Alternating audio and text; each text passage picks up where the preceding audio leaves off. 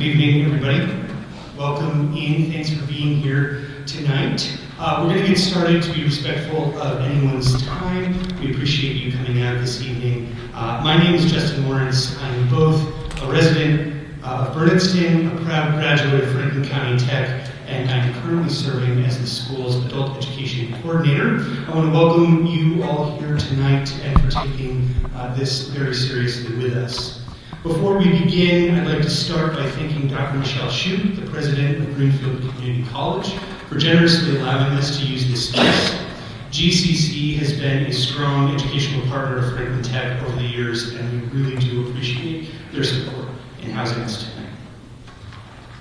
We're here to learn more about the proposed building project for Franklin County Technical School.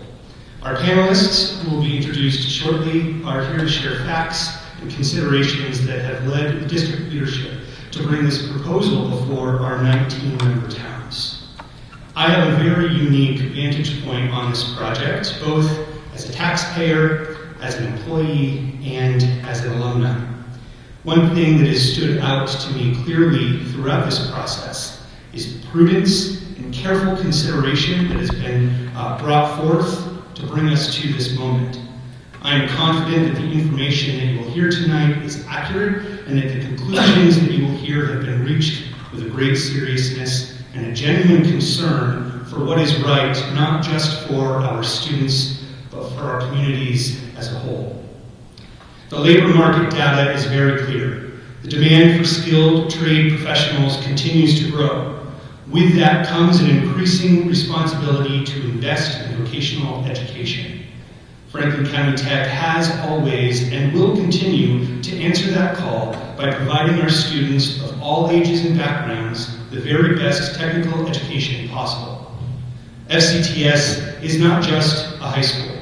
It's a lifeline to the communities that we serve, to the communities that we all live in. Every conversation around this project has been approached with respect for the magnitude of this ask, and our panelists will do their best to address the most common questions while conveying both the urgency of the need and the respect that you all deserve. Tonight, we aim to be honest and straightforward about the current needs of our facility and the reasons that replacement has been proposed instead of renovation.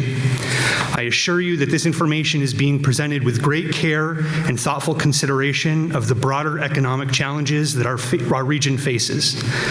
After the panelists present, we will open the floor to additional questions. As you listen, please take note of anything you'd like to ask. If a question comes to you later tonight after our session ends, we encourage you to reach out. You can find contact information using the QR code on the handouts that are on your table. Again, a big thank you for taking the time to be with us this evening. And now I'll invite our panelists to introduce themselves, starting here on the right.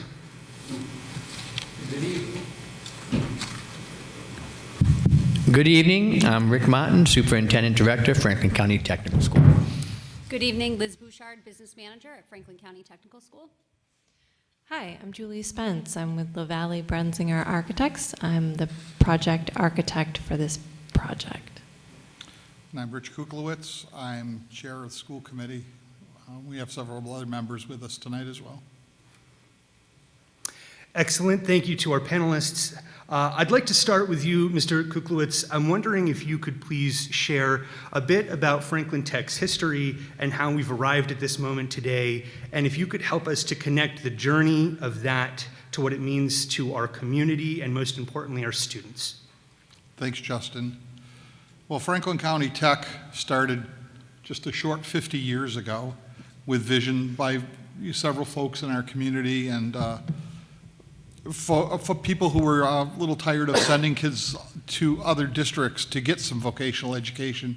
There was a need that was seen then, and there were forward-thinking members of the community that formed a committee, did searches, and ultimately came to fruition of Franklin County Tech. There were several state reps and political involvement in it, along with local level.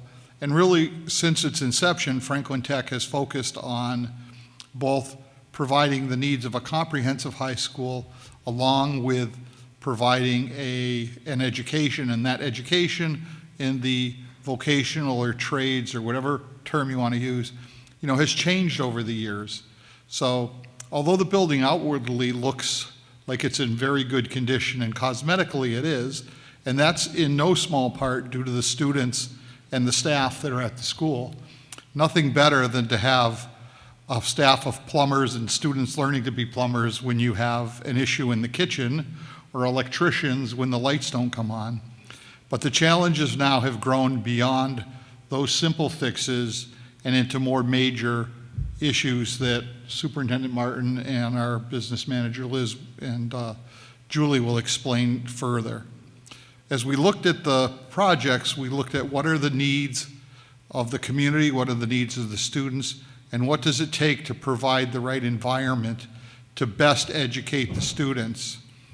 And it became pretty clear early on, even during the MSBA visits when we were, in the early talking stages of this, that the school had simply outgrown the spaces that were provided. The auto mechanics of 50 years ago are totally different than what goes on today. You would scarcely have found an auto mechanic 50 years ago who wanted to be near a computer. And now the students start their courses learning computer technology and diagnostics. And the same holds true for just about every other program in the school, whether it be cosmetology or electrical or plumbing. The needs and the requirements of the spaces have changed. So it became pretty clear that we needed to do either a very major renovation or possibly a replacement of the entire school. The costs, when we started looking at what it would take to renovate, and the disruption to the educational process over those multiples of years, started to push toward a new building.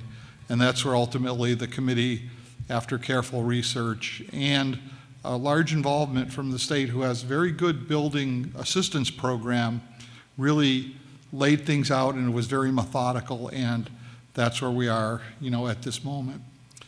I'm proud to say that I've been on the committee for close to 30 years, and in the 50 years of the school, my estimates are we've graduated somewhere in the range of, 5, 7, 8,000 kids.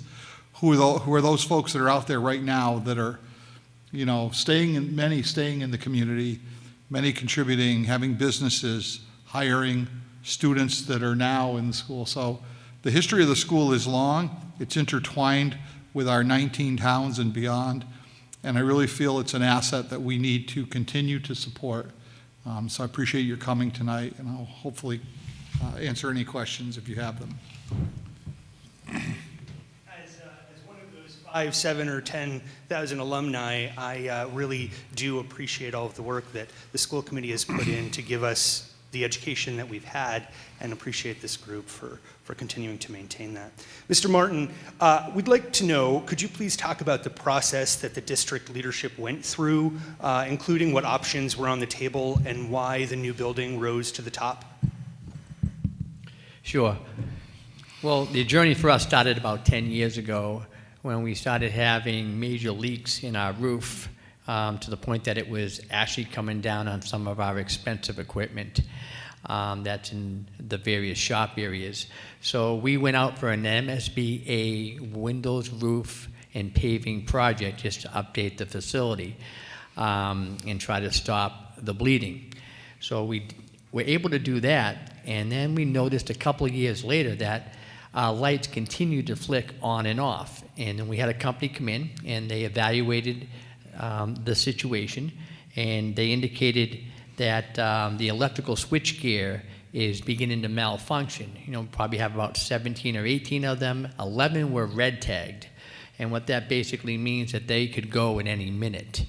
Now, I didn't know a lot about that back then, 8 years ago, but we got together with our building and ground subcommittee, and we had a company come in and tell us that we needed to have one built, have an electrical switchgear built.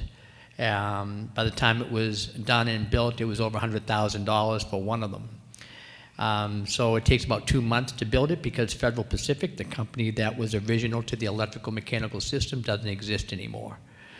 So we had it built, and it took about 2 months. It was delivered on a Wednesday.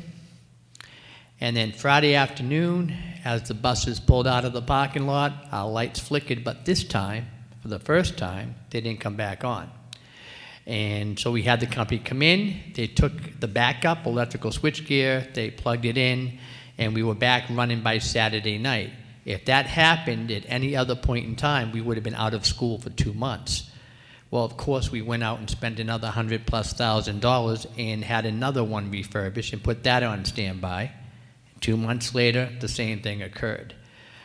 So we're in that constant repair mode that is really expensive. If we can get to that next slide. So when we started to realize the cost of a full electrical mechanical system in excess of $30 million, it started the conversation to apply for the MSBA core building project. So we did that. The first go around, they didn't come out and take a look at us, and we were denied. The next go around, we were entertained by the group of the MSBA, which is the Massachusetts School Building Authority, and they came out and toured our facility. And what they saw was exactly what Mr. Kuklitz said. The exterior, our kids had done a great job keeping that up. The interior, they rated us as the, we went from like the bottom of the list to the top of the list as far as our need is concerned.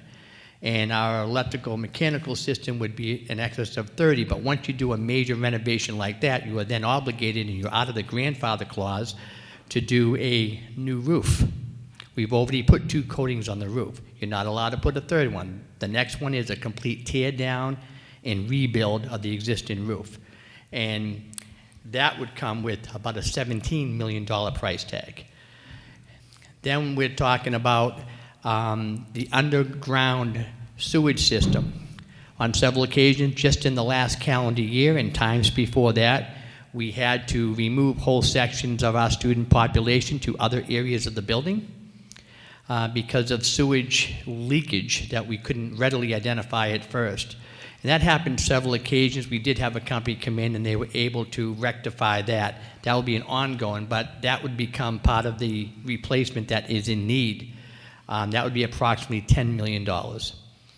And then the whole thing to just fix what we've been putting off is about $75 million.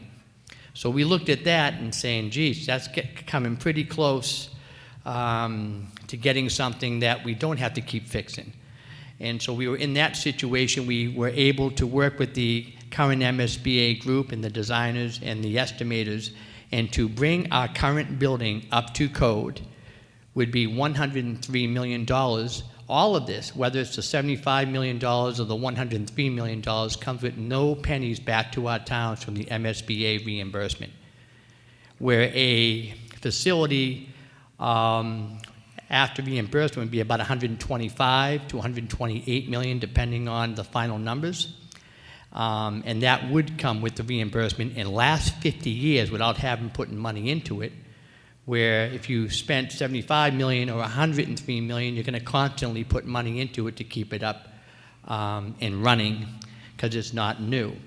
And so we were looking at it very seriously at first just to get it up to code. That's where we first were targeting. We didn't realize it was going to be that expensive. And it rivals a new facility. But the problem is when you go up to code or when you renovate for the $75 million, you're only allowed to take out 15-year bonds. So the cost per year for the towns is even higher than a new facility that you're allowed to take a bond out for 30 years, you know, when you go on an annual type of basis. So it came, you know, we did a lot of research on that and came to that conclusion that there is no zero cost option. And that's the hard part, given the economic times that we are all in. Thank you.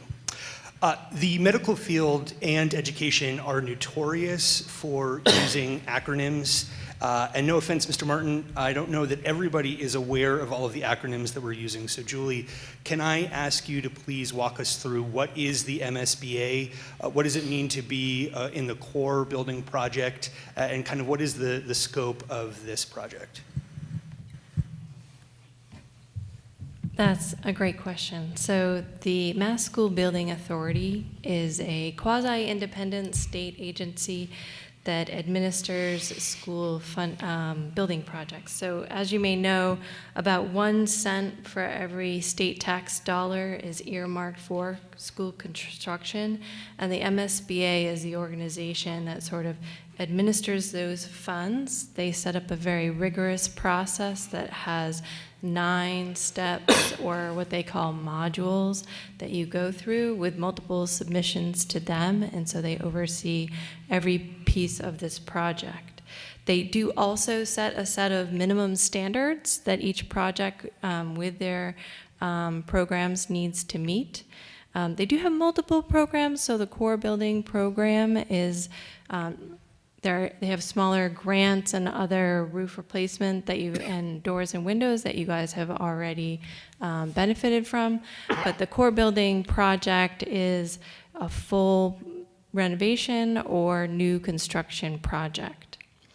The reimbursement rate varies depending on your district, and a lot of factors like your need, the condition that you're currently in, and the socioeconomic standing of your community. So the district for Franklin County is eligible for up to, I believe it's 65% of the eligible costs. Is that right? 66.6. 66.6, sorry. Normally our our owner's project manager is here to answer these questions, so doing the best I can. 66.6. And that's of eligible costs. Just to be fair, not all costs associated with the project are eligible. They set caps on certain things like site or other project soft costs that aren't eligible for funding. So just to look at how that process lays out in terms of a timeline, the district entered the program in 2024, and it starts with a feasibility study where we look at different options, and there's actually 2 parts to that. We started with 8 options, narrowed it down to 3, developed those 3 a little bit further, and then we decide on 1 option that we do a little bit more schematic design on that, and that helps to define the entire project scope and budget. And that is the piece that we're preparing right now to be submitted to the MSBA with a target approval by that board in April. So after that point, we're already starting to share with the community about what this project is and what we're proposing. We will continue to do that leading up to the October vote. And post-vote, there's still another 15 months of design and lining up a general contractor before the project goes into construction. So construction is targeted for early 2028, a roughly 42-month construction timeline. So that occupancy would be somewhere in 2030, with the entire project being completed in 31. Thank you. I am most curious about our campus and the physical building, and can you speak to a little bit of what we can expect to happen on the property during that time? Sure. I'm going to start, though, with just kind of the feasibility piece of the process, just to let you guys know. Part of what the MSBA asks us to do is to first talk to everyone. You talk to teachers and administrators, students, industry partners, community members, the school committee, which is representatives of all 19 towns, anyone associated with this school, and just sort of pull together a vision or, let's say, pillars of what would be a successful project. And we pull that all together into these 5 I'm going to call them pillars. So obviously this project is based in education, and our decisions are based on getting the best value to that education. But also that education is, as Rich pointed out, it's really based in developing a workforce for this community, and a lot of that education is based on connecting with the community.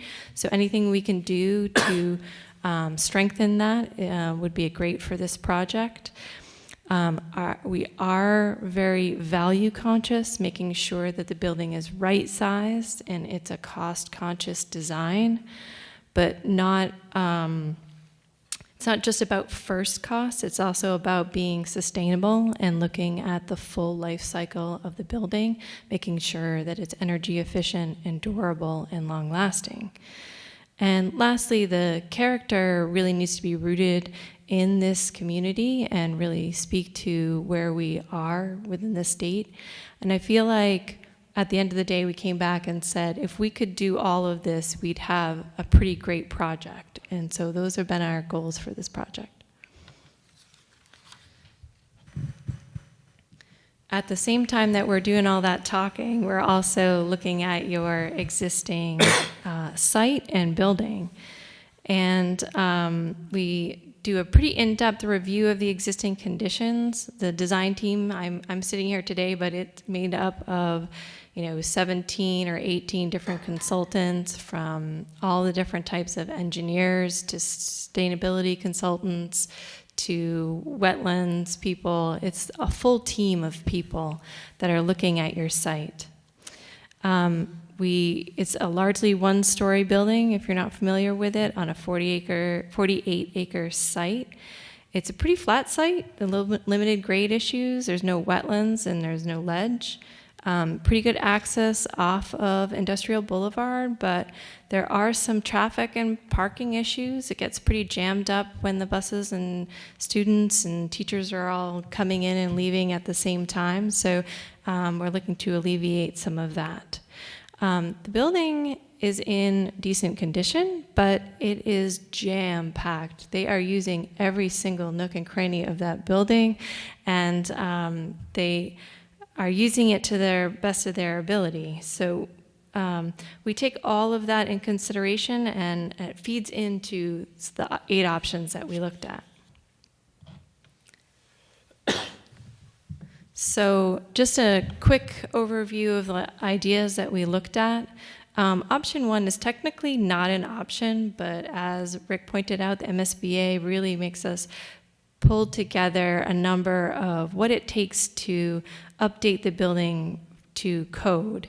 And it's included just mostly as a price comparison, but the MSBA will not participate in that as a project. So it's not really an option through this program.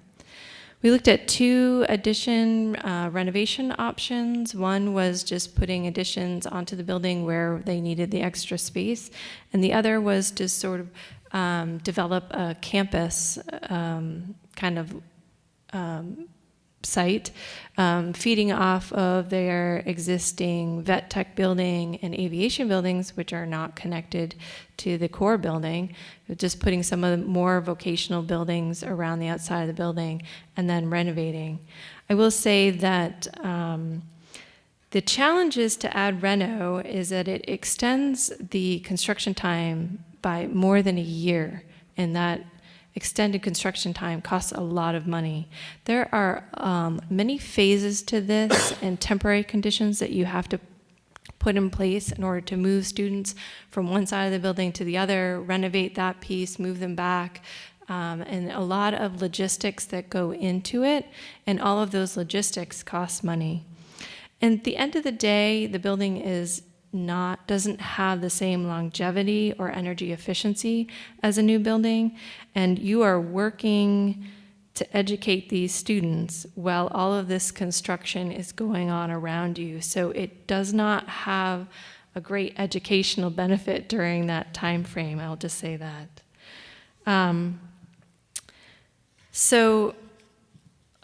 Looking at that, you'll see some of the cost comparisons later, but based on that, we also looked at a bunch of new construction options on the site.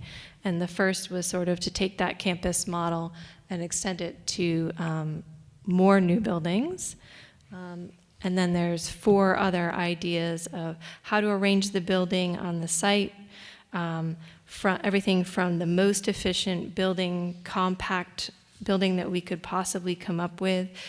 We looked at single story versus multiple stories, and then multiple arrangements. I don't have all of the plans here, but multiple arrangements for how we situate things within the building. 3 of these options, 1 of the ad reno options and the 2 on the right-hand side, options 6 and 8, were then taken to a next level of design, and we developed those a little bit further and continued to compare and contrast them. At the end of the day, we evaluate all the options based on those goals that we came up with in the beginning, where we're looking at, does each of these options meet our initial goals for the project, and how well does it do that? So I think that outlines basically the different options that we looked at. I can go further, give you more detail as to the project that we ended up going forward with, yes? That would be great. Okay. So obviously we chose the committee, I shouldn't say we, because I didn't really choose anything, but the committee chose to move forward with option 8. And what that really looks like is a new building towards the back of the site. You can see the dashed line of where the existing school is. The existing drive to the school from Industrial Boulevard would remain, and we'd add a second one to sort of alleviate some of those traffic flows that are happening on site. One with a bus loop and the other with a car loop, and the parking is in the middle. It funnels all of those people arriving to the project to the front of the building. The front of the building is a 2-story portion where a lot of the community access spaces are on the first floor, academics are on the second floor, and the high bay shop areas are sort of protected in the back.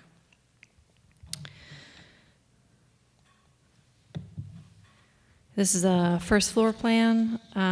As I mentioned, the first floor has the community access spaces like the cafeteria, the gym, a multi-purpose room. The decision to not go with a full auditorium, but simply a room that can have many different functions. It can be everything from a presentation space to a career fair to a Skills USA competition, and focusing more on getting everyday use out of spaces versus spaces that would sit there empty. And the gym, same kind of thing for athletics, but also for everyday PE use.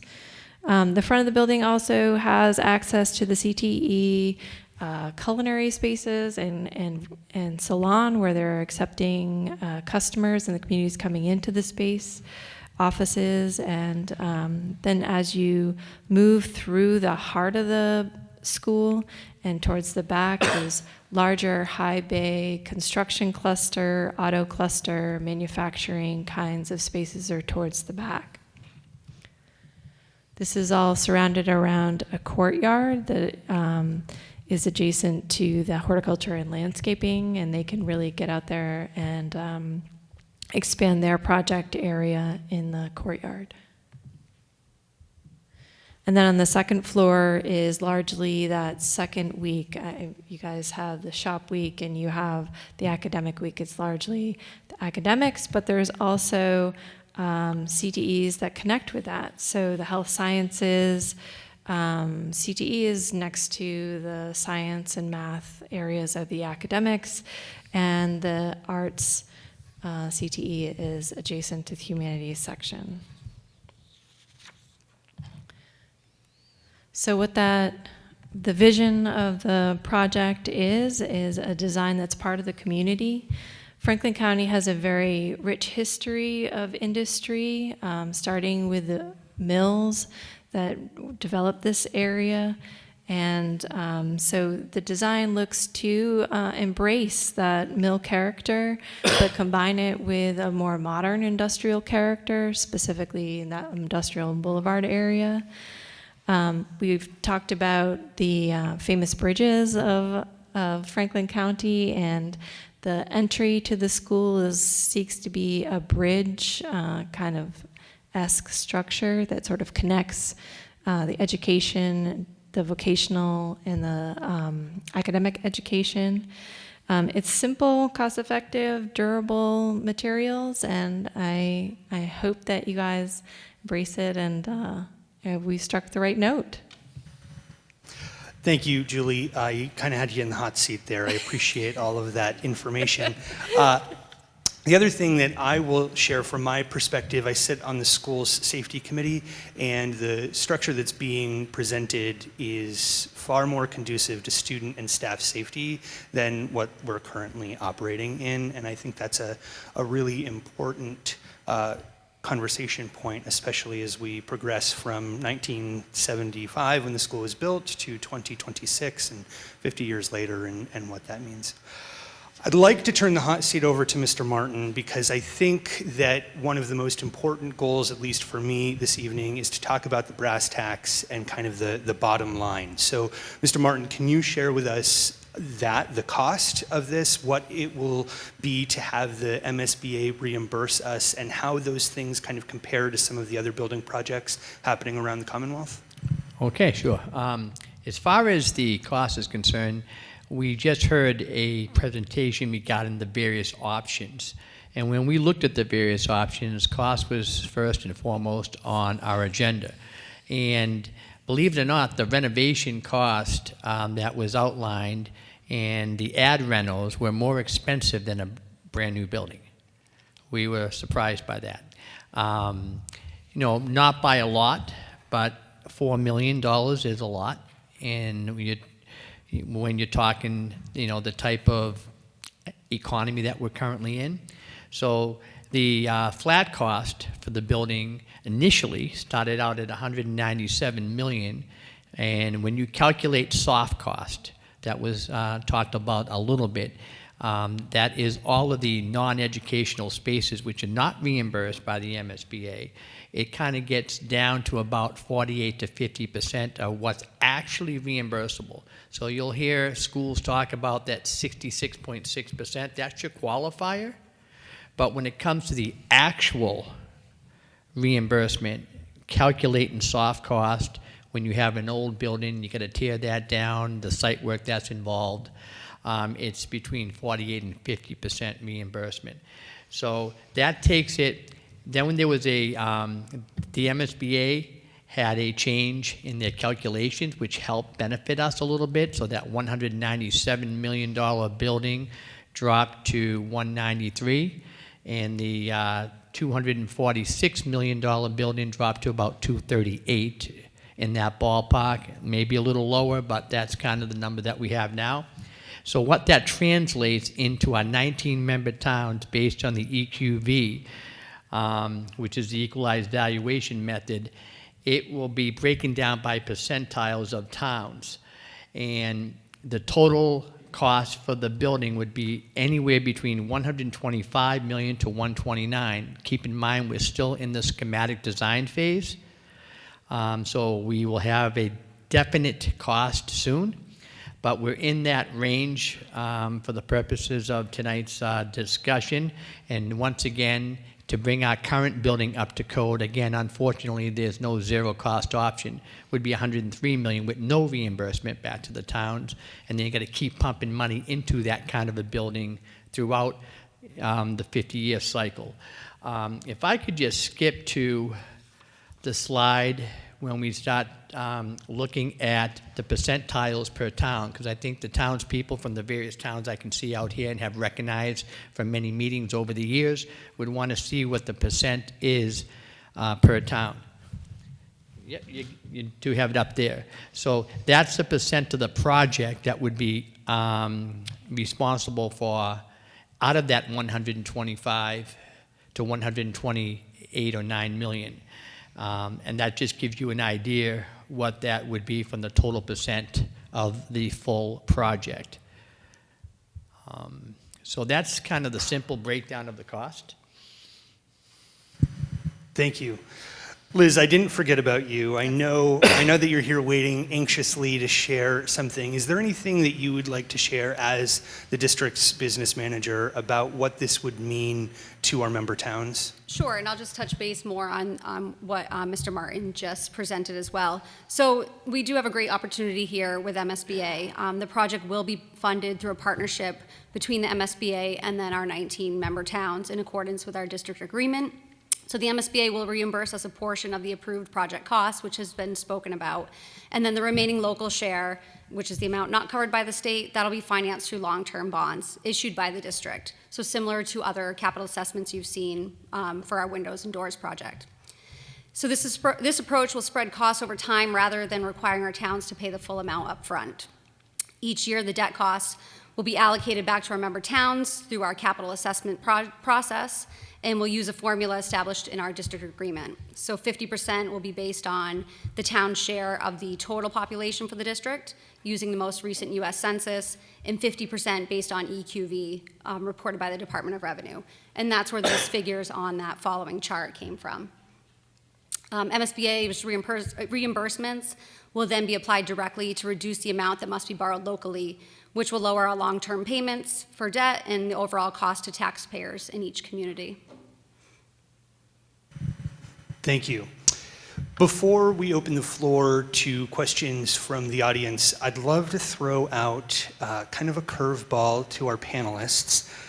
But before we break tonight, I'm just curious, especially for the three of you that are directly connected to the district, and Julie, you're welcome to answer too, but if you could condense your feelings and thoughts about this project into, just a couple of quick ideas that you want folks to leave here tonight thinking about when they consider voting and whether they're going to advocate for this project or not. What would you think, and what would you like them to know? Okay, I guess I'll go. Well, one of the things is many of these MSBA projects that you would see or read about building buildings larger than the student population they currently have. And that's especially true when it comes to vocational and technical education. The information that I gathered through the Massachusetts Association of Vocational Administrators indicates that we are the only vocational school that's either being built, has been built in the last 5 or 10 years, that's actually going to build a facility smaller than our current population. And there are many reasons for that.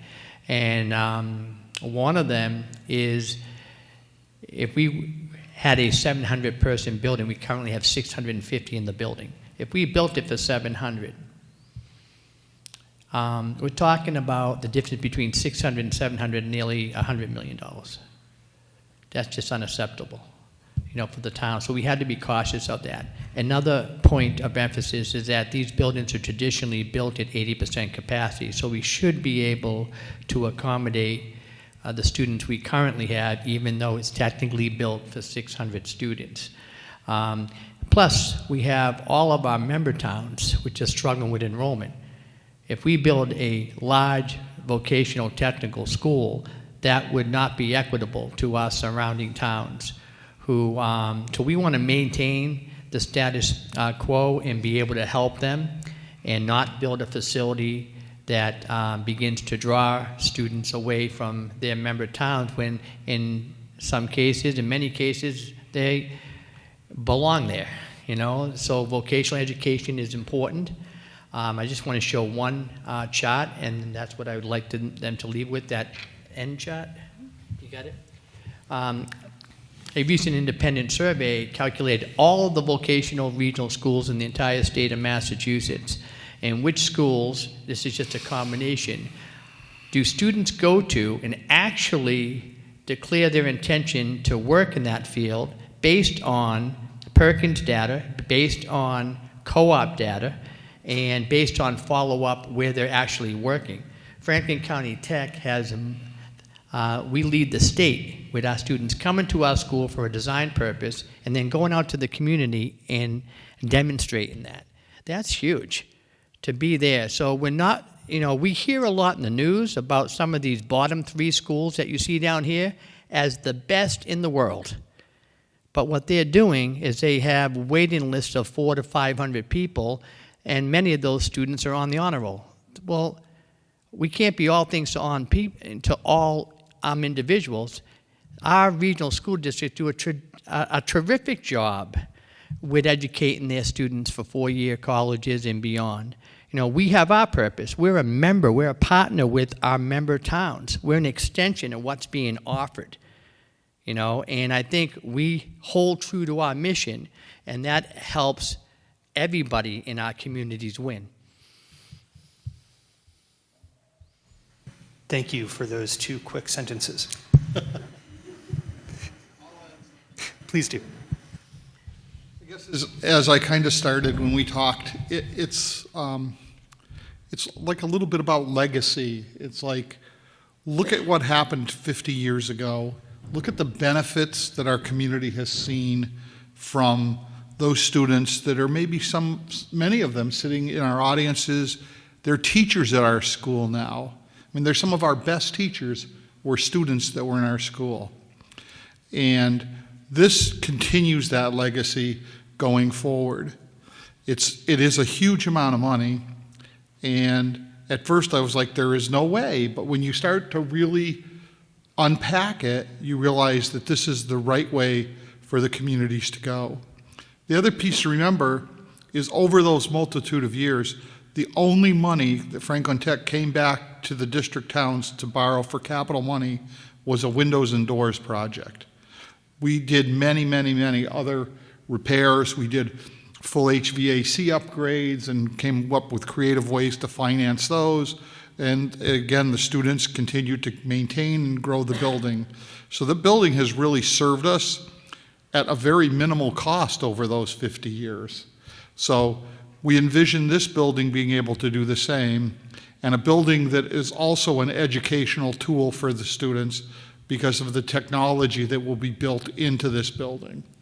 So I really see legacy as the piece that always comes to me, and that's why I really feel that all of us that sit on school committee have this sense of pride in what we're doing, because many of us are tradespeople.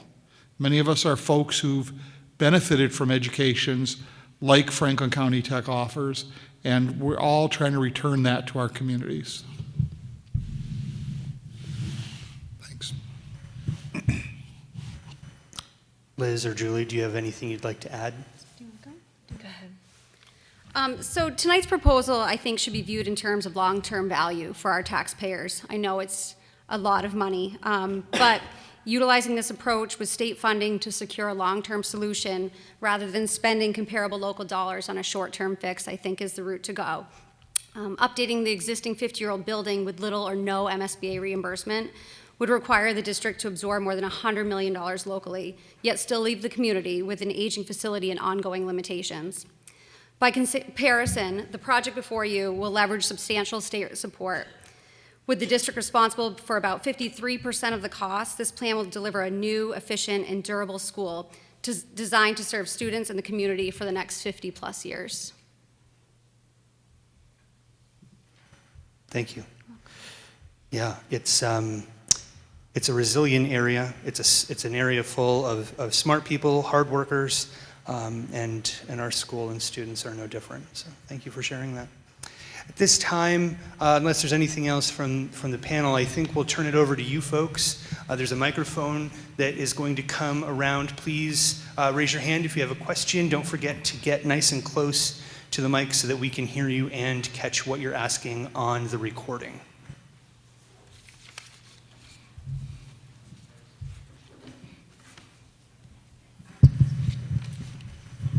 Hi, I'm Claire Chang. I'm the chair of the Finance Committee in Gill.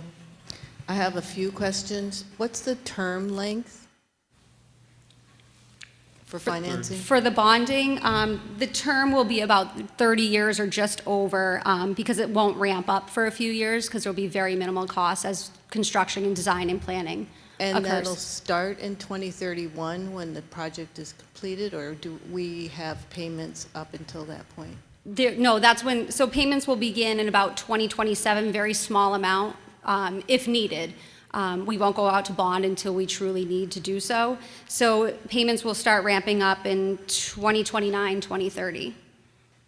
And then my next question is with the building, is it being built as net zero or passive house requirements, meeting those, or stretch code at least? It absolutely will meet the stretch code. That's a requirement. The MSBA does encourage sustainability, and they do so by giving you extra percentage points based on how energy efficient you're going to be.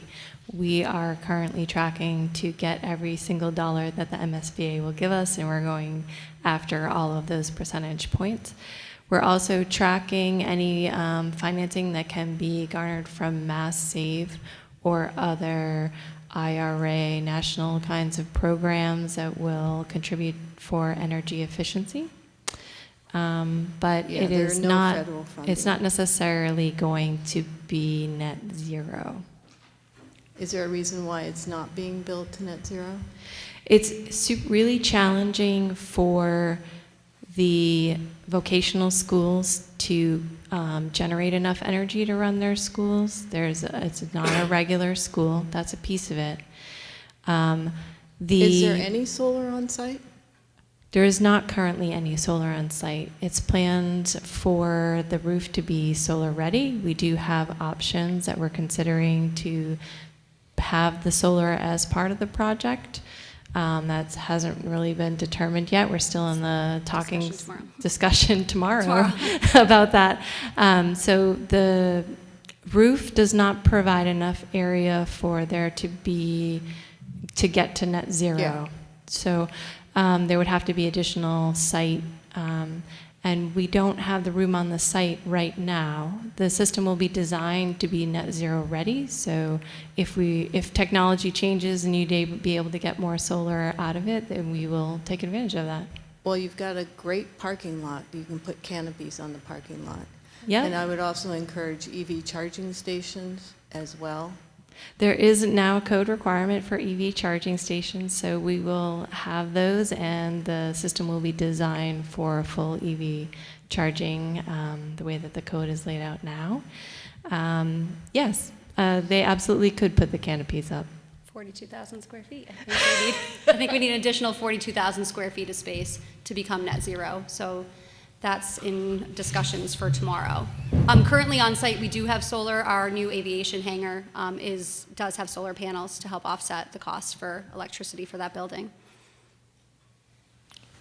There is, I would just add, and I'm all, for saving and doing this as efficiently and cost effectively and as close to, a low energy cost as we can, but there's a cost of that over time.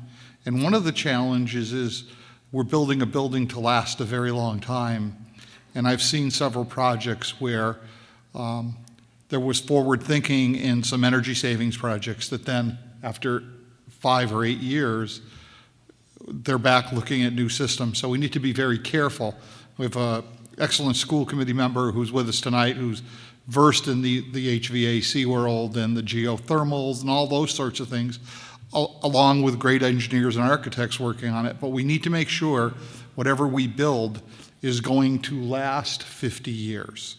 And now we're building computers that are buildings that are running on computers, so we need to really be careful that we build with the right technology in mind.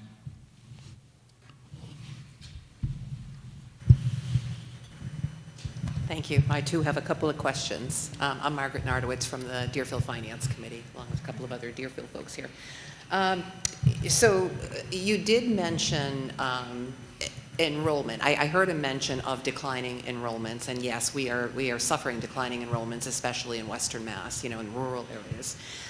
Well, what again are you building this building to accommodate as far as enrollment? Did you say 600? Yes. You did say 600. And you currently have how many students? 653. You have 653, and the new building is expected to house 600. That's what is being built for, correct? Yeah. Okay. Do you have enrollment projections for Franklin Tech for the next 10 years? I think I saw a slide pop up there a little while ago. I'd be interested in seeing that. And then I'm going to have another question after. Is that on there? No, that's in my actual budget slide. Is that the one?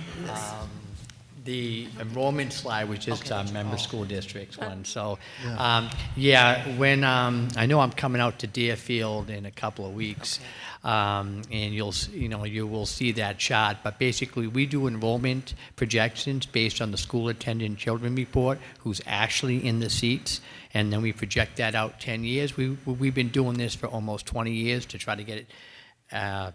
A pretty good idea on our enrollment projections after, we have to increase staff, reduce staff, add programs, and all that kind of stuff. So yes, we do have it going out to 2031, 32, or 33, so something in that ballpark. And we can see that the actual available 8th graders as they matriculate up through kindergarten on up is on a slight decline, all Franklin County. Okay, thank you. Yeah. My other question is finance related.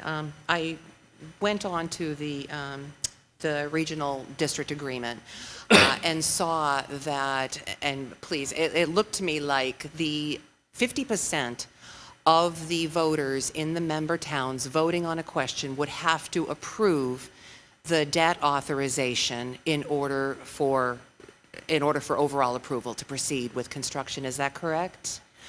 A simple majority. A simple of majority. the voters that come out on that day. Okay. And it references Chapter 71, the relevant sections of section of Chapter 71 on that. The concern that I have, based on our anticipated cost share, in speaking for Deerfield only, is that we absolutely would not be able to absorb the town's annual cost for the debt service on our levy. We would absolutely have to seek a debt exclusion. And my question is, if the district, and Chapter 71 requires that the district pay for the special election, where this question is presented to voters, is there a procedure by which the district could request the voters' approval subject to a debt exclusion, or is that something the town would have to do?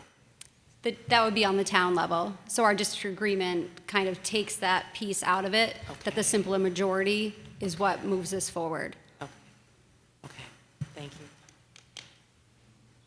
One back there. John Ward, Gill Select Board.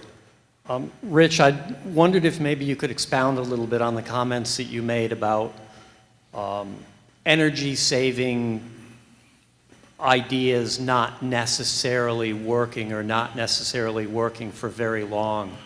That didn't sound to me like a statement that I could let sit without addressing it. Well, I guess that I could say that Montague has a police station that put a geothermal system in that's now not functioning properly, and the vendor that provided the control system is now out of business. So now there's a large cost to try to figure out what to do. Irving had some issues at their senior center. There are other examples. I'm not saying we shouldn't do these things. I'm saying we need to be very careful when we do them and try to squeeze the dollars we can. But we need to be working, in my opinion, I work in industry and I work with systems that need to last 30 and 40 years. We need to be careful that what we put in is sustainable, okay? The system, as much as the sustainable energy piece, we need to make sure that we have a system that's efficient, that's going to work, and that can run for 30, 40, 50 years. I didn't mean that I think we should put steam boilers in or anything like that. I mean that we just need to be very measured and careful in the approach we take to make sure that it lasts. Thank you for that. And geothermal is not a technology that has been well used here in New England. There are a lot of vendors that tried that and then got right back out of it, so it hasn't been supported, I guess is the best way to say it. I just wanted to make sure that not all renewable energy options were being painted with that same brush. No, I don't Thank think you. they are. I just think we're trying to go in with eyes wide open. How's that? With eyes wide open.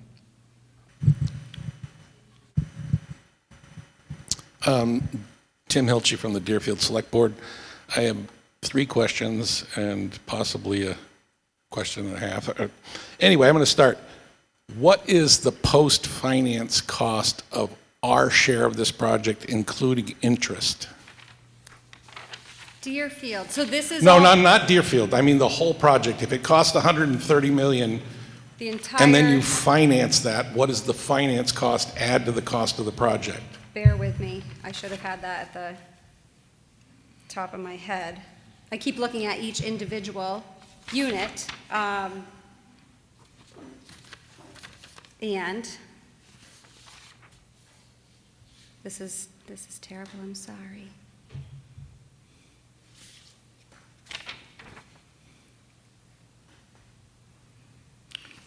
So I just want to make sure I'm reading off the right chart. So $254,876,000. And again, this is preliminary. This is back before we were even entered schematic design, just on proposed figures. So I just want to make sure that I'm asking and you're understanding my question. So the total project cost is $254 million. The state is going to pay approximately half of that. So this would be our principal, the interest, so this would be for the long-term borrowing, Okay, so our town share of the the long-term. 19-member towns, Okay, correct. would be I just approximately. wanted to make sure I was grabbing the total number here, yeah. Okay, so I just want to make sure you're saying that over time, the 19-member towns will be paying off $254 million. Correct. Based on these initial proposals, MSBA formulas changed, so this should go down. Our project costs have changed as well through schematic design. So we'll have better figures for you over the next month. Okay, and during the 30-year payoff period, how many students do you anticipate educating at the school? About 600 times 30. No, it's 125 new each year, right? So No, it's about 100 in, right now we're. 150. I'm Yeah, sorry. we probably end up graduating around 150, but generally we bring in about 175. And then, with students, with the ebbs and flows, by the time they get to senior year, we're generally around 150. So, Is the number of 150 times 30. yeah. 150 times 30 is 4,500. Because when I started thinking about how many kids have graduated, I think, 600 kids, 50 Yeah. years. But you're right, it's each class. And I won't even ask you to tell me what the cost per student benefit cost analysis is, but, and then you mentioned that to go to 700 students, it would add 100 million to the project. Yeah. Right, and I'm Yep. not holding you to that. Yep. So what if it went the other direction? Instead of going to 600, you went to 500. What would that do to reducing the cost of the project? I don't know that MSBA would have even allowed us to go to that number. Okay. Based on all the analysis they did and the stats that they had, I don't know that they would allow us to, especially with the enrollment we currently have, that they would have offered us So to in go other- to that level. That gets rid of my next question, which was, what could you build for 125 million? And that wouldn't allow you to house the number of students that you have to house to qualify for this. Right, the MSBA's numbers for our school is actually higher than what we're building it for. It took some careful talking from Superintendent Martin during some of the preliminary meetings to get the state to even agree to the size that we requested. But the data that Superintendent Martin presented then was vetted through MSBA, through their experts in looking at school-age population, and then they concurred and said, okay, it makes sense, you're now being realistic. And the school committee was concerned about this because we've seen schools in not only vocational technical schools, but other schools that have been built for a population of today that shifts over time and reduces. And we really felt this was a sustainable number. And that's why we really came to this value. And the final question, when is the vote, and what happens if it's rejected? So the vote is proposed for October 6th.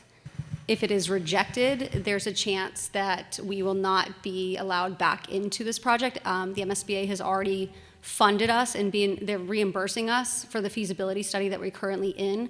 We didn't go out to bond for the feasibility study, but there's a lot of costs associated with it. And they have continually been reimbursing us at that similar 64%, 60% reimbursement rate is at what we're at right now. So whether or not they would allow us back in and to enter into another statement of interest, we're not sure if they would reinvest in us. It may take years, it may never happen. So there's really, as Mr. Martin said, there's no zero cost option. If this does not happen, we will have to continue to invest in the school, which would be, again, capital assessments to our towns for the roof and the electrical switchgear and all the mechanical system upgrades. So there just would be no MSBA backing. I don't know if you wanted to. And for shorter terms, because, again, we don't get that lengthy bond for Correct. a 15, for a renovation project. Right, because we'd be investing into a 50-year-old building, so bond terms would definitely change. Hi, I'm Paula Kinsella from the Buckland Finance Committee. I just want a point of clarification. You say that the building will be built for a smaller population. However, what is the difference in square footage of the current building? Because I know the requirements per student of square footage has changed. So is this building actually larger than the current building? Yes, and that's a great question. So when they are building all new facilities across the state, and you're exactly right, the per square foot per student has changed. It drastically changed for vocational schools because of the safety element. If you go into a welding shop or an electrical shop, the kids are right up against shop machinery and all of that kind of stuff. So they have to build those spaces substantially larger than the space that we currently have. So how much bigger is it? So we are 160,000 square foot currently, and we would be 220,000 square foot. And that would just be the minimum that we could go. And that's not including having an auditorium and all the other bells, that we took out of the project. So, and the life expectancy of this new building is 50 years? Yes. So does that mean in 50 years we're looking at another new building? What does that mean? Because we're still paying, I just looked at last year, we still are paying off debt, capital debt for Franklin Tech. We're still paying that. That was the windows and doors project. Right. And again, as I mentioned, was the only time in the 50-year history we ever went to the communities. And that was about 10 years ago. So that debt will be pretty close to retired by the time this project gets going. Okay. And then my last question is, we were kind of surprised to hear about this project, the price tag on the project, I should say. We knew it was sort of brewing, but the price tag was a big surprise.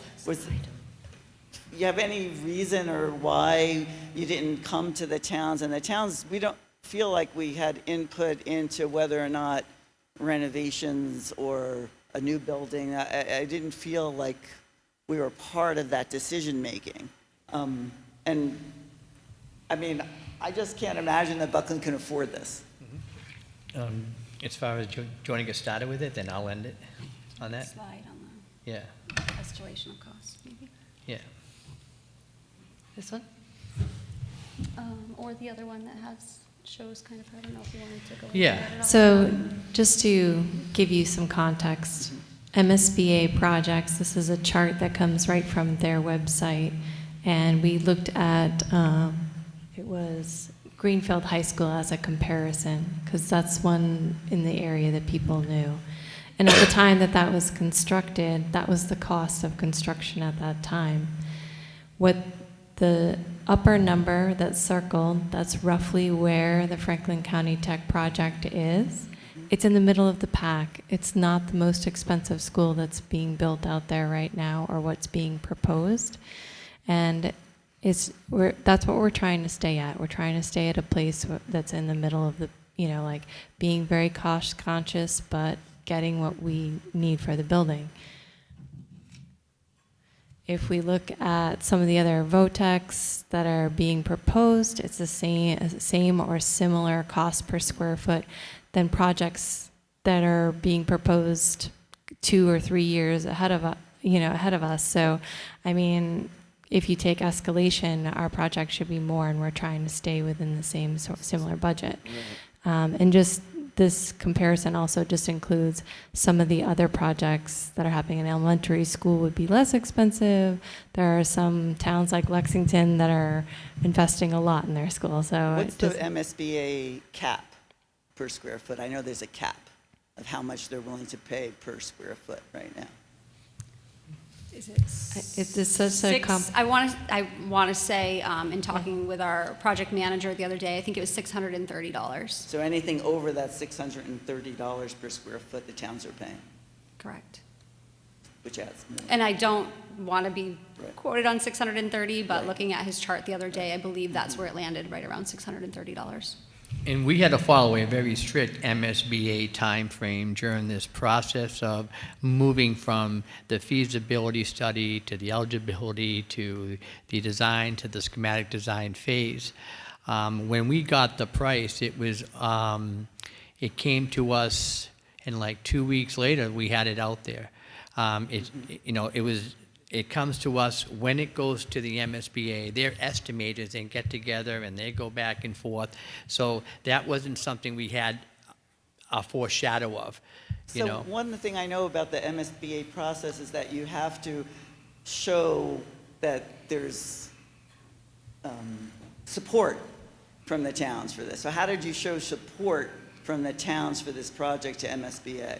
During the initial application phase, that's, it just goes through, like our regular budget support that we have had, our previous MSBA project, which we received around a 78% approval from all 19 member towns on.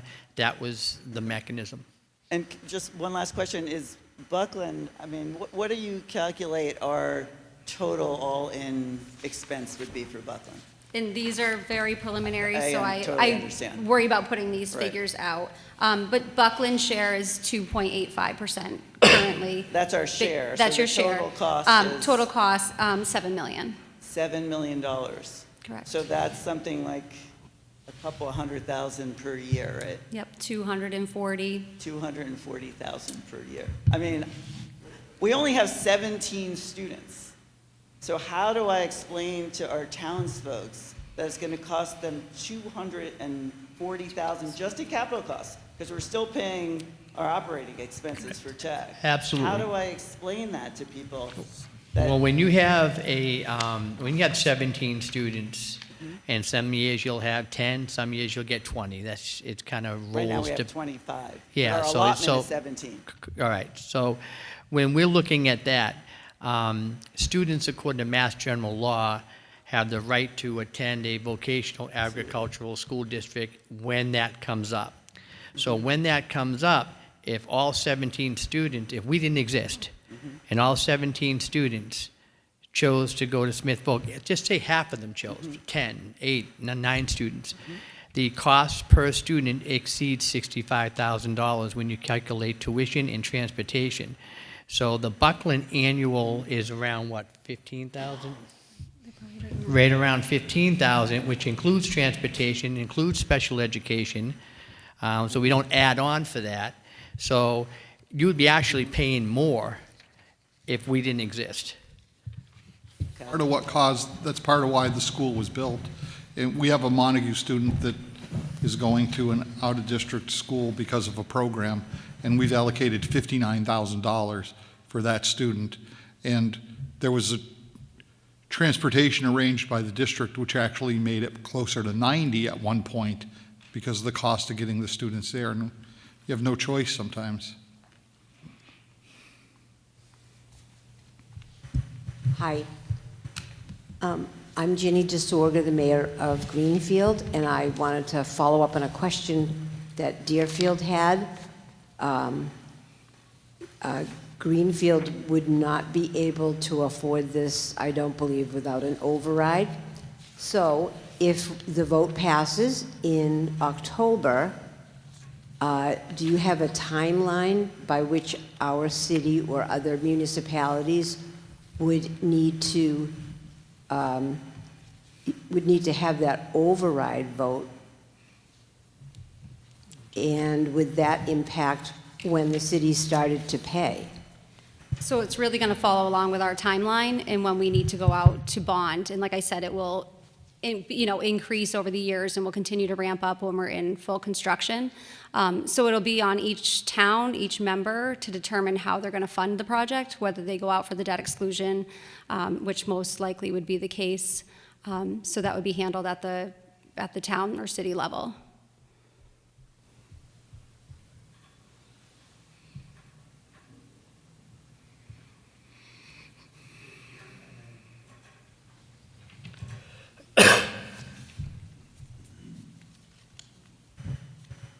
So to follow up on the override question, if it passes in October, but you've got 19 towns, because all of us are going to need overrides, and one of us doesn't pass our override, So then what happens? So the way our district agreement is written up is that there wouldn't be the option, it wouldn't veto getting a 2/3 vote from our towns. So I think, there is certain parts of the law that say that if a certain town or city did not vote for it, that they would not have seats in the new school building. But we have a section in our district agreement that does kind of veto that piece of the law, and that the indebtedness would be, so our agreement is the incurring of indebtedness by the district shall be approved by the registered voters in the member towns pursuant to Chapter 71, Section 16N of the general laws. And indebtedness shall not be subject to disapproval by each member town provided in Chapter 71, Section 16D. So that is our current district agreement. So the majority vote by the member towns through a district-wide ballot would push this forward. But how are you going to make towns pay when they don't have funds? We don't have the money. And especially today with health insurance costs going through the roof, it's just insane. We're already not paying, we're not expanding any services anywhere. Right, and we have that at the district level as well. But I don't know if you want to speak to it further. So I actually have another related question. Sure. The roof replacement project that was done, I think, in 2010, 14? 14 or 15. Isn't there a 20-year requirement to keep the building as an educational project? It was a coating, not a roof. Yeah, it wasn't a full roof replacement. It was just a coating, and the windows and doors were actually replaced. So there will be a formula factored into the MSBA piece.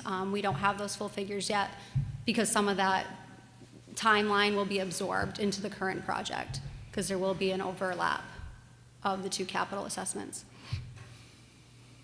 So it'll be factored into the MSBA final figures. And the useful life of the coating is a 15-year. Well, it's the requirement of the MSBA contract that the property remain as an educational institution. This information, though, was all part of our statement of interest, and when they came in, and they were aware of this, and it's part of, they accepted us into the core project, so it was non-issue, but it will be factored in. They have a formula, so some of that remaining, Right. I think it will be. We have heard of projects getting clawback. Mm-hmm. Yeah. So we're just Okay. waiting on that final figure. It's all still in the works as we're still in schematic design, but there will be some clawback. And then the last question is, so what is the HVAC system? We're currently planning on a hybrid geothermal and air source heat pump system.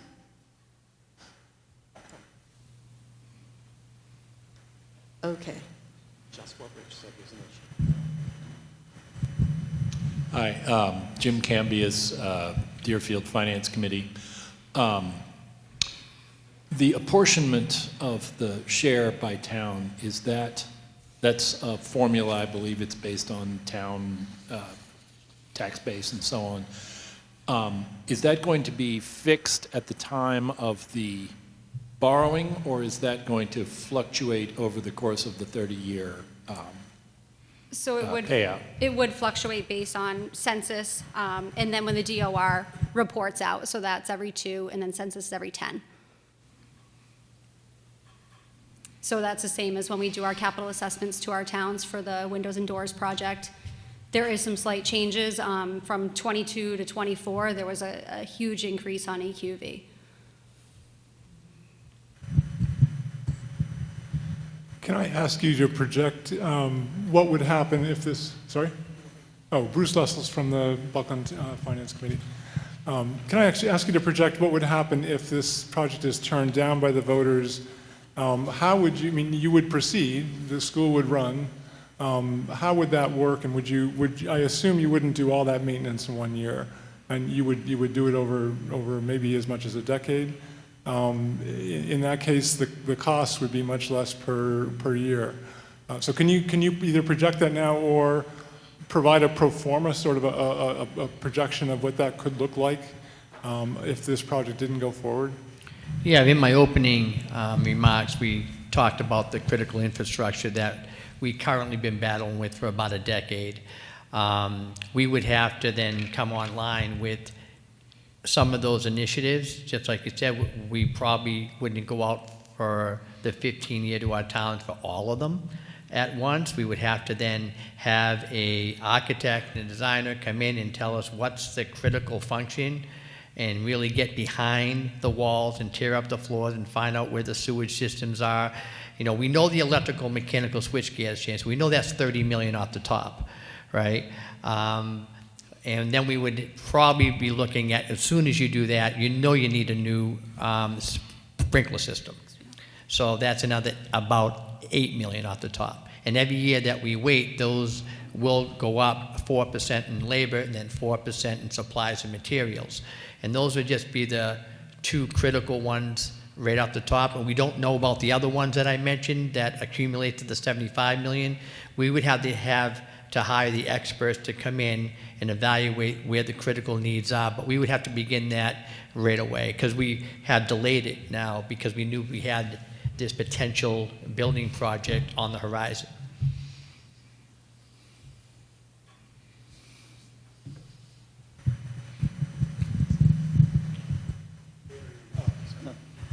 Hi, Paula Consolo again.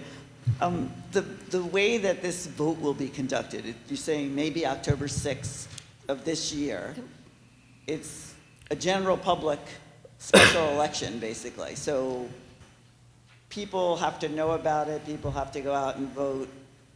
It feels like a small town like Buckland has no voice, because we have maybe, what do we have, 600, 700 voters?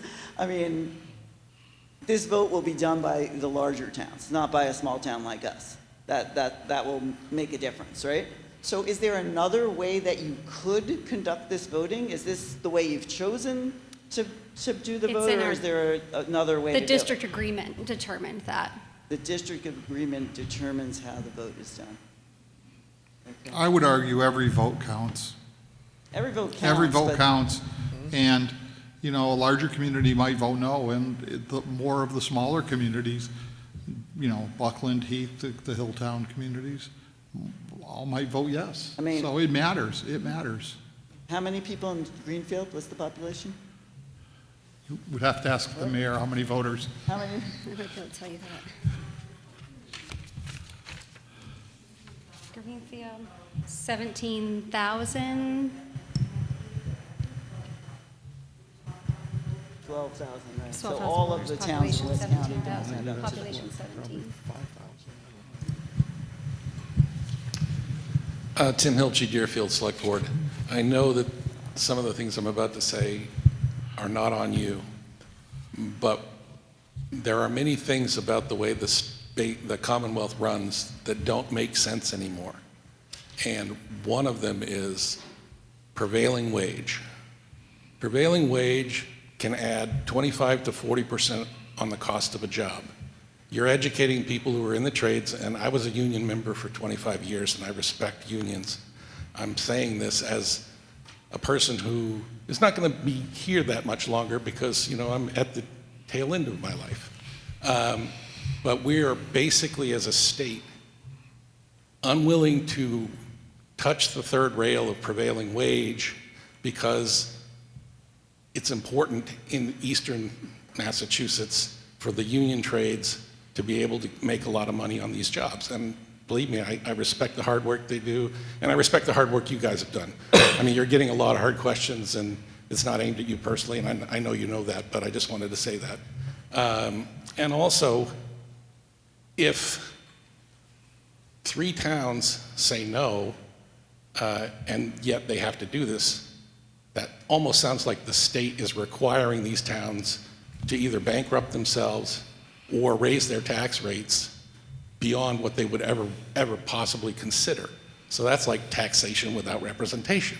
And so we really are in a situation where the state's broken in many ways, and we need to think about what we're doing to each other.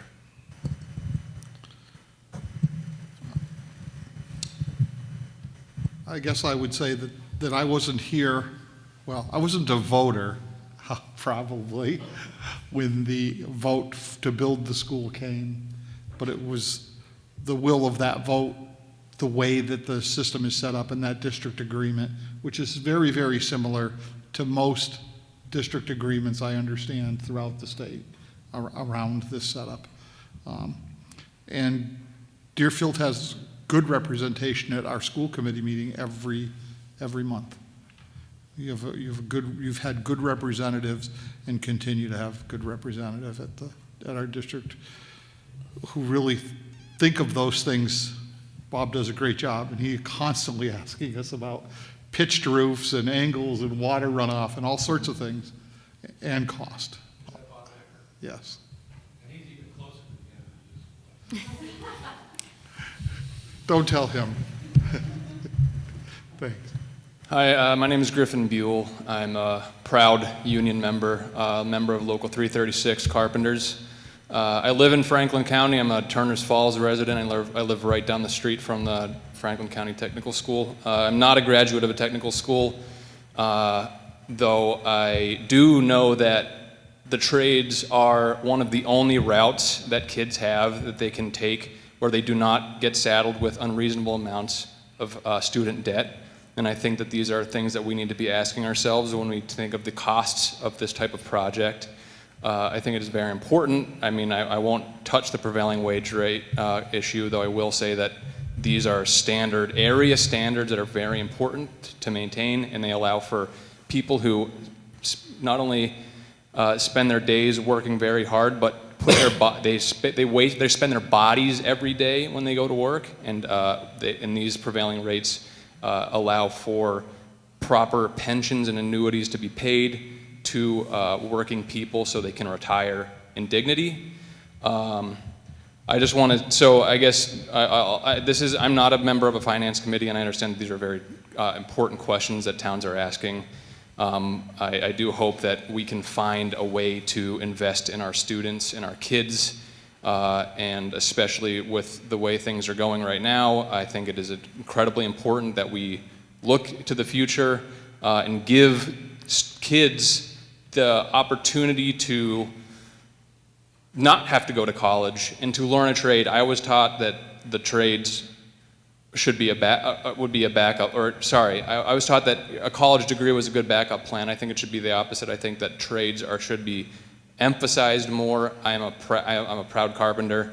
It's given me one of the best, careers of my life, and I think that I just want to emphasize that the trades are very important, and that this school building would be an amazing opportunity for a lot of kids. So, that's all.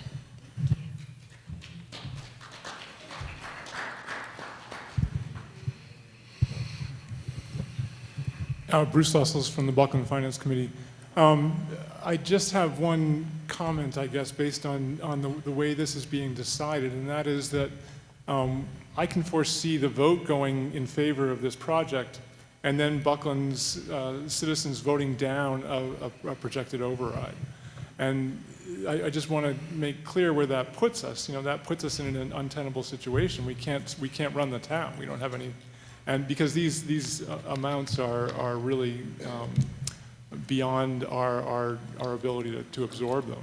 We also have a need at Mohawk to do significant projects, and that would foreclose any options at Mohawk. So just a comment, but if there is a way to make the vote somehow tied to the override or tied to the finances of the project, I think that would be important, because I do think that people may vote on this looking at the nice new project, and it's a great new building, and I'm sure it will be wonderful. But it's easy to look at the building and say, wow, I'd like one of those, and it's more difficult to say, I'm going to pay for one of those. And that's this position that we're in.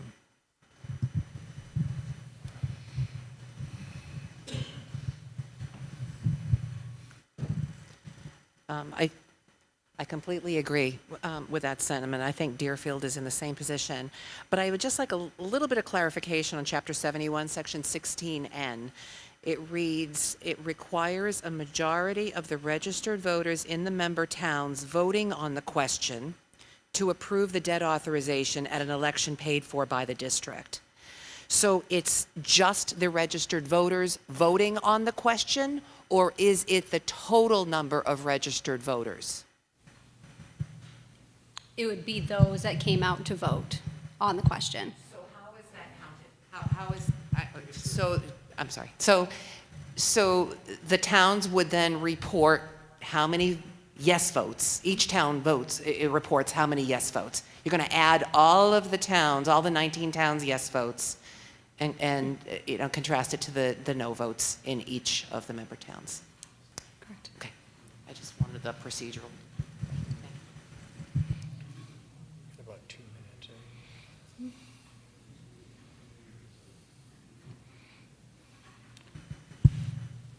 Take this opportunity to remind folks that even if you don't have a question now, or you're working on formulating a question, or a question comes to you later, people will always be available to you. You can scan these QR codes, find more information on the district website, as well as contact information. The slideshow that was presented today will be available to folks, but we are still here and can continue to answer more questions if there are any.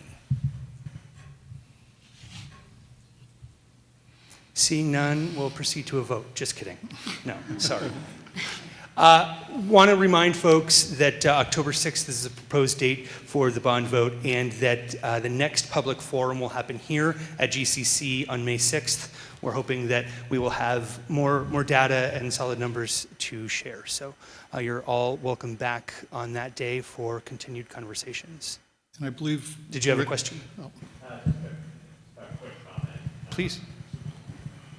Thank you. Hi, I'm Jamie Simpson. I'm a resident of Montague, a newish resident of Montague, and I just wanted to respond to the gentleman from Deerfield who was asking about the cost per student for 4 years at Franklin Tech.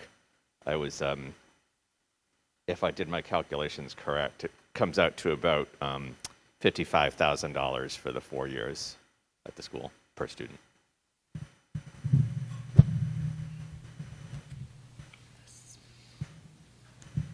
Anything else from our panelists? So we have an updated website where a lot of this information in better detail will be provided, and I'm sure the committee will be working to, as data becomes available, to get that out to the towns and try to get more firm numbers and move forward. Very good. Well, again, everyone, thank you so much. Oh, excuse me.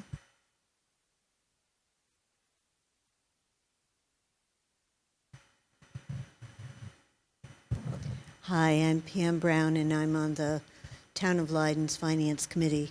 And I just have like a general question about building projects. To me, 50 years doesn't seem like a long, long time for a building. And I just wondered if buildings ever get designed for 75 or 100 years. It just, we're looking at borrowing money for 30 years, then having 20 years off and going back into this huge expense per student. I'm 100% love the project and would like to be able to support it, but it's what can we afford? A general construction question that is impossible to answer. Of course, there are buildings that are built for longer amounts of time, and I think we would love for this building to last more than 50 years. I think that's the projection. That's as far as we can offer in terms of knowing what the world is going to look like in the future. I think that there are plenty of other types of buildings that last longer. I think the function of an educational facility lasting that time frame, a lot has changed in education in that 50 years, and there's been a lot of they do the best they can to adapt, and we build these buildings to adapt to education changes, but there's some things you can't predict. Also predicting how technologies respond to being energy efficient. I think that 50 years ago we were looking at it very differently than we look at it now. I hope that somewhat answers your question, but it's a really hard one to answer.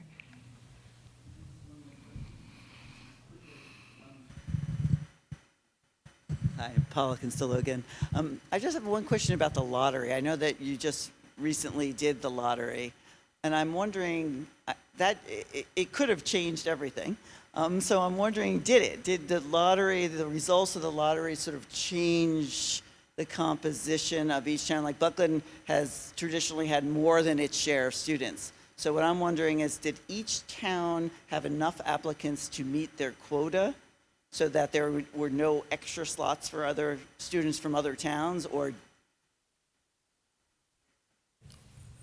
That's what they're analyzing now. So we closed the lottery just last week, and now we have to get confirmations from students, and based on those confirmations, that will then dictate, what towns did not fill their quota, because those confirmations, we're probably anticipating about 30 to 50 different changes at this point, because the confirmations will be much more or much less, I should say, because it was a lot easier to apply. Basically, you just had to submit your name, where in the past you had to submit your transcripts and have an interview and do all those other avenues. So there may be a lot of kids who apply that really aren't going to come, so we have to get the confirmations, and that will take us several weeks to do. So that's why at the end of the February, like beginning of March, we're going to have that. So, but you did have enough applications per each town? Yes. If I could add, I hoped somebody would ask about the lottery, and I prayed they wouldn't. It's one of the most ridiculous things that's come our way. I mean, the system we had at Franklin Tech was very fair, it was open, and it was a merit-based decision-making process that was based on many different factors. They weren't just based on grades. It was based on interviews. It was based on family history. It was based on the fact that these kids' parents and grandparents or uncles are carpenters or plumbers, and they want to be carpenters or plumbers. That played into it. The system now is really, I feel, more unfair to the young people and the students that really could benefit from our education. We're going to do what we have to do, and hopefully we get a really good groups of students, but I think it has the potential to diminish the ability for students that would really benefit from our school to be able to come there.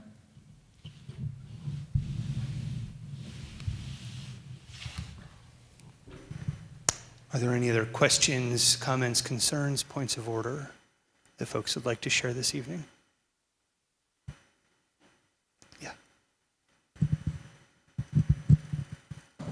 Hi, I'm Art Schwenger from Heath. I'm the representative on the school committee from Heath.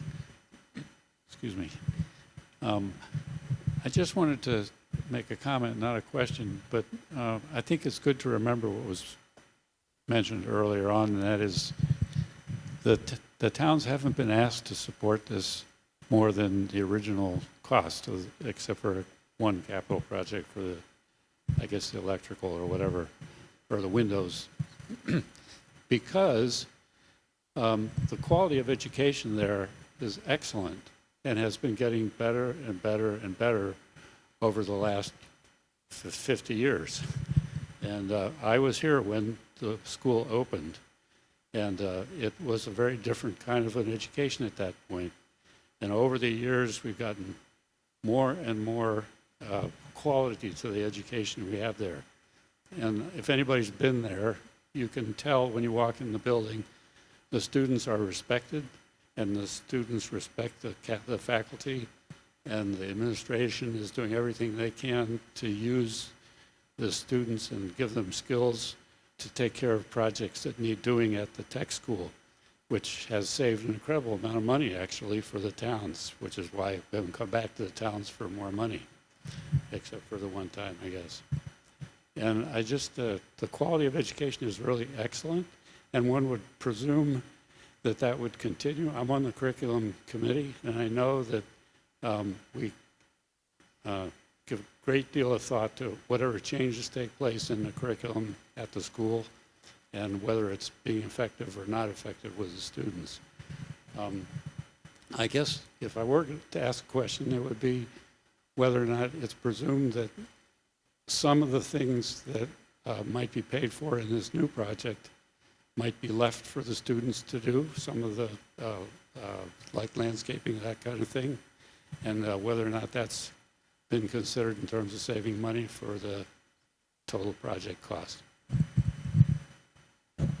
As far as the students working on the project directly, you know, given the parameters with prevailing wage and union workers, that would not be permitted. However, as far as our students gaining some really good life experiences and be able to use that as job shadow or observation data, that is certainly something that can enhance our curriculum.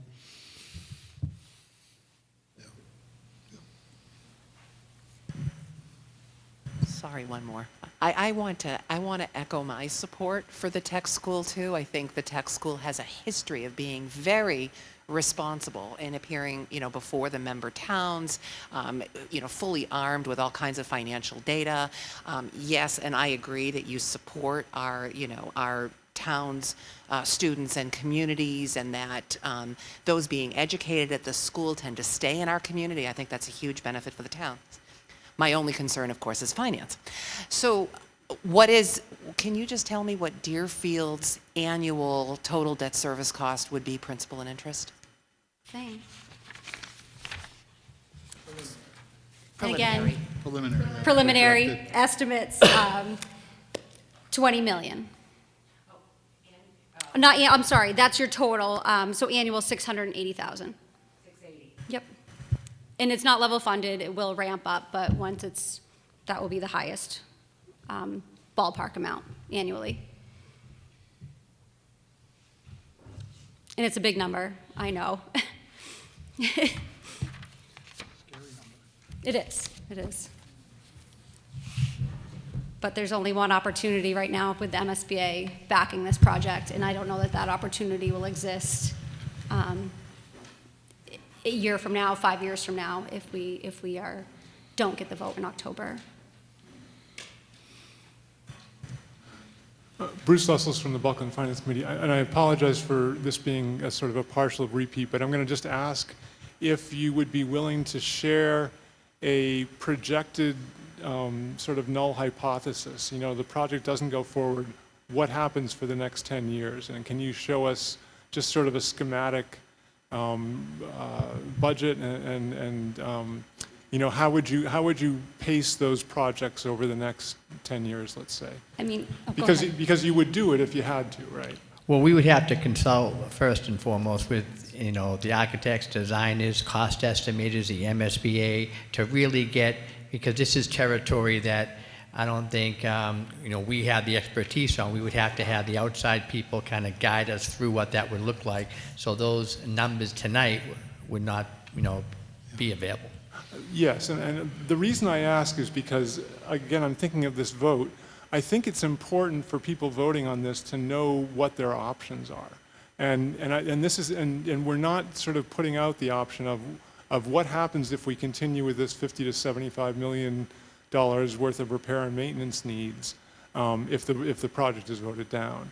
If it is, the school will still exist. They'll still do an excellent job with education.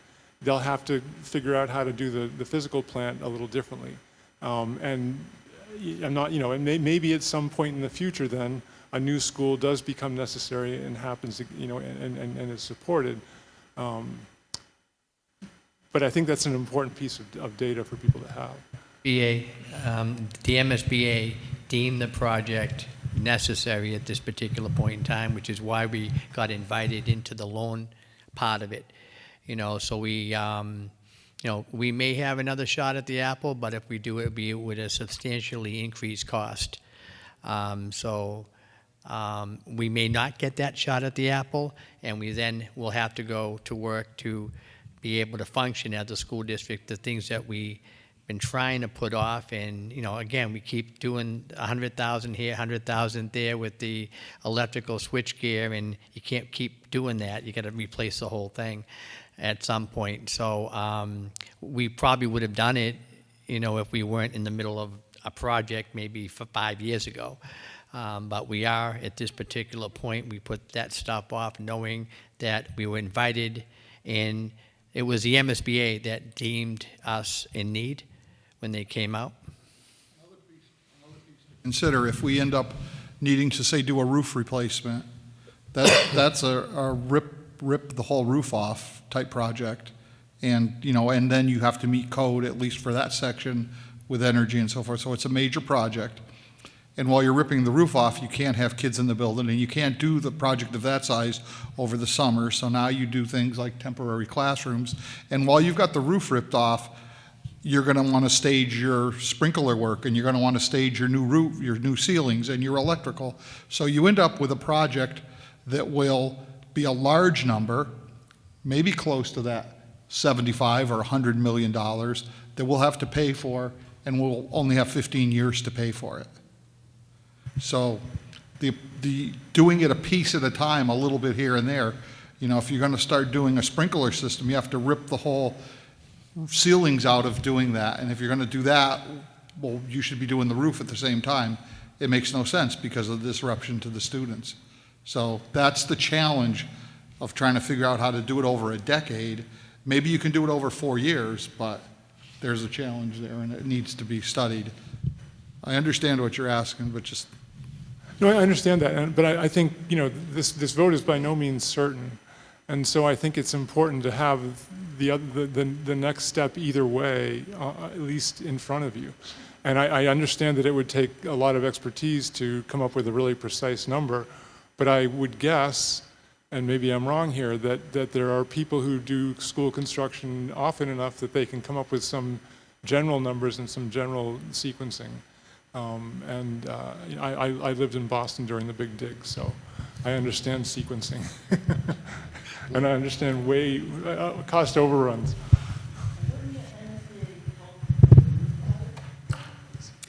I think if they would have entered us into another accelerated repair program, they would have done so when Mr. Martin submitted his statement of interest.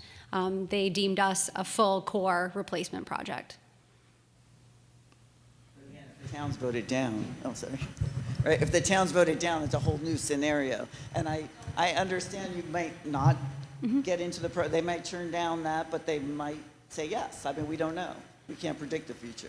Yeah, I just don't know that they'll invest in a 50-plus-year-old building. Right. But I mean, I'm with Bruce.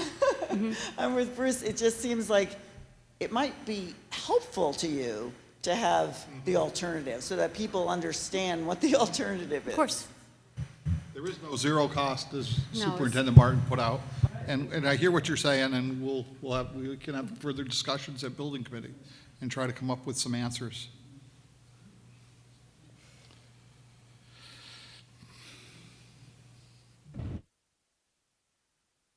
We still have the space for another 15 minutes. I think we can do it. Are there any other questions or comments from folks? Well, we thank you very much again for coming out. We thank you for your questions, your comments, and your opinions. Again, please feel free to take a brochure, visit our website, and get in touch with any other additional questions. Hopefully we see you on the 6th. Thank you, everyone, and drive safe. Thank you to our friends at GCC.